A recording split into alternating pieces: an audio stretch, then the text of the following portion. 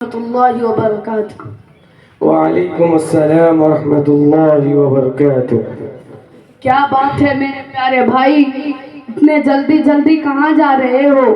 کیا کوئی خاص بات پیش آ گئی ہے؟ کیا تمہیں معلوم نہیں کہ ایک عرصہ بعد میرے لتے جگر بیٹی کی شادی ہے اور میں نے لڑکی والوں سے 2 لاکھ روپے جہیز میں لیا ہے۔ میں انہی پیسوں میں سے اپنے لیے اور اپنے گھر والوں کے لیے کپڑے وغیرہ خریدنے بازار جا رہا ہوں، اسی لیے اتنے جلدی جلدی میں جا رہا ہوں۔ لا حول ولا قوت الا باللہ العلی العظیم۔ تم اپنے آپ کو مسلمان کہتے ہو، اس کے باوجود بھی غیر مسلموں کے طریقے پر عمل کر رہے ہو۔ کیا تمہیں معلوم نہیں کہ اسلام میں جہیز لینا حرام ہے؟ اتنا بڑا جرم کرنے کے باوجود بھی تمہیں احساس نہیں اور تم اسے اتنا جرات کے ساتھ بیان کر رہے ہو۔ آج تمہارے وجہ سے کتنی غریب والدین اپنی بیٹی کی شادی کے لیے در بدر کی ٹھوکریں کھا رہے ہیں اور بھیک مانگنے پر مجبور ہو رہے ہیں۔ بس کرو، تم نے بہت بکواس کر لی۔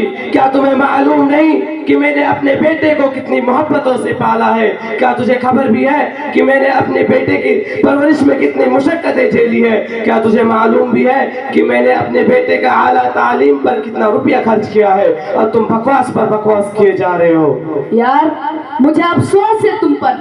میں سمجھتا تھا کہ تم ایک تعلیمی یافتہ انسان ہو، لیکن آج تمہارے گفتگو سے مجھے معلوم ہوا کہ تمہارے اندر تو عقل نام کی کوئی چیز ہی نہیں، غیروں کے مال کو اپنا مال سمجھ رہے ہو۔ ایک بات یاد رکھو میرے یار، جس طرح تم نے اپنے بیٹی کی پرورش اور اعلیٰ تعلیم میں محنت کی ہے، اس سے زیادہ لڑکی کی والدین لڑکی کی پرورش اور اعلیٰ تعلیم میں محنت کی ہے۔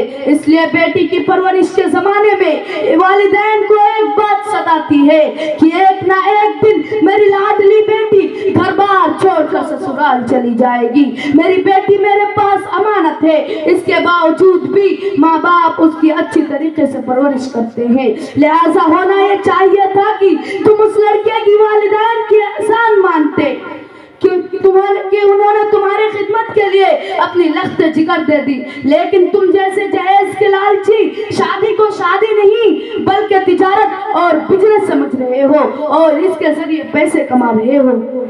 دیکھو، تم حد سے زیادہ بول رہے ہو۔ ایسا لگ رہا ہے کہ میں نے جہیز لے کر بہت بڑا گناہ کر لیا ہے۔ ارے تمہیں تو میرا تعریف کرنا چاہیے کہ میں نے تمہیں تو میرا تعریف کرنا چاہیے اور لڑکی کے والدین کو میرا احسان ماننا چاہیے کہ شادی کے بعد اس کی لاڈلی کو رہنے کے لیے گھر دوں گا، کھانے کے لیے کھانا دوں گا اور پہننے کے لیے کپڑا دوں گا۔ اب تم میرے برائی پر برائی کیے جا رہے ہو۔ واہ میرے بھائی واہ، کاش کہ تم قرآن اور حدیث کا مطالعہ کیے ہوتے تو آج تمہیں بھی یہ بات معلوم ہو جاتی کہ جن چیزوں کی وجہ سے تم اس لڑکی پر احسان جتلانا چاہتے ہو، اللہ تعالیٰ نے ان چیزوں کو تمہارے اوپر فرض قرار دیا ہے۔ یہ تمہارے احسان نہیں بلکہ تمہارا فریضہ ہے۔ کان کھول کر سن لو میرے بھائی، جس طرح تم نے کان کھول کر سن لو میرے بھائی کہ جس جہیز کا مطالبہ کرنے کی وجہ سے کتنی غریب لڑکی کی شادی نہیں ہو پا رہی ہے، اور نعوذ باللہ اگر وہ کسی غلط کام میں مبتلا ہو جاتی ہے تو اس کا سب سے بڑا ذمہ داری تم پر ہوگی اور اس کے گناہ میں تم بھی شریک ہوگے۔ لیکن میرے بھائی، بعض لوگ تو کہتے ہیں کہ جہیز لینا سنت ہے، اس لیے کہ آپ صلی اللہ علیہ وسلم نے حضرت فاطمہ رضی اللہ عنہا کو جہیز دیا تھا۔ جو لوگ حضرت فاطمہ کی اس روایت کو لے کر جہیز کو سنت سمجھتے ہیں، انہیں غور کرنا چاہیے کہ آپ صلی اللہ علیہ وسلم نے اپنی دوسری بیٹی کو جہیز کیوں نہیں دیا، اور حضرت ابو بکر رضی اللہ تعالی عنہ اور حضرت عائشہ رضی اللہ تعالی عنہ اور حضرت عمر فاروق رضی اللہ تعالی عنہ اور حضرت حفصہ رضی اللہ تعالی عنہ کے شادی میں اور دیگر صحابہ اکرام رضی اللہ تعالی عنہ کے شادی میں انور کے بیٹی کی شادی میں اس سنت پر عمل کیوں نہیں کیا؟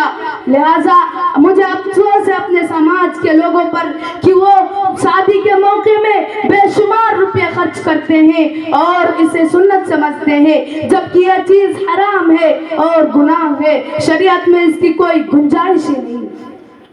میرے پیارے بھائی، تمہاری بات سننے کے بعد مجھے بہت افسوس ہے اور مجھے اس بات کا بھی احساس ہوا کہ میں نے جہیز لے کر بہت بڑا گناہ کر لی ہے۔